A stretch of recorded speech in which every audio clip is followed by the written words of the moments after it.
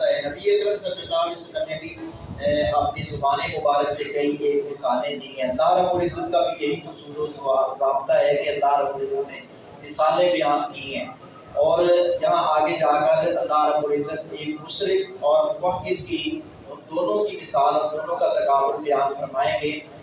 اسی بارے میں اللہ رب العزت فرما رہے ہیں ملاقات اور البتہ تحقیق ضربنا ہم نے بیان کی۔ ضربہ کا معنی بیان کرنا بھی ہوتا ہے، ضربہ کا معنی مارنا بھی ہوتا ہے۔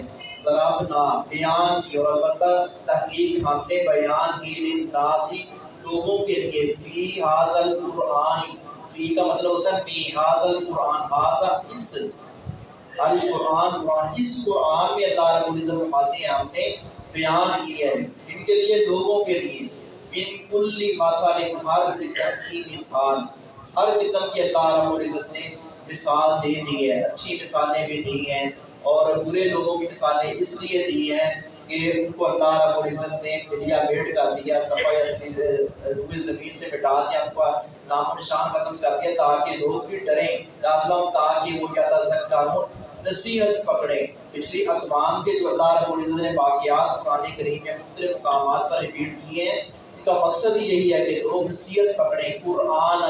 قرآن ہے عربیت، عربی زبان میں، غیر نہیں، ذی عوج ہے کجی والا، یہ کوئی ٹیڑھ پن والا قرآن مجید نہیں ہے، صاف اور صاف شفاف باتیں اللہ رب العزت نے حق والی بات کی ہے، سچی بات کی ہے، فہم اور سمجھ میں بہت جلد آنے والی وہ بات اللہ نے کی ہے۔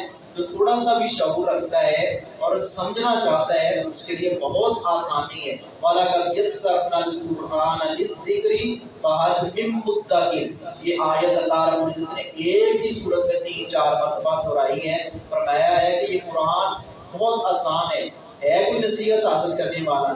اب فلسفہ، منطق اور اسی طرح کیمیا کا علم ہے، بایو کا علم ہے، فزکس کا ہے، میتھمیٹکس ہے، انگلش کے اصول و ضوابط ہیں، اللہ حاصل کیا دنیا کے اندر بہت سارے علوم ہیں، اور ان کو سمجھنے سیکھنے کے لیے بڑا دماغ کھپانا پڑتا ہے، جیسے ہماری زبان میں کہتے ہیں مغز مارنا پڑتا ہے، لیکن قرآن بڑی آسان کتاب ہے، بہت جلد سمجھ میں آنے والی کتاب ہے۔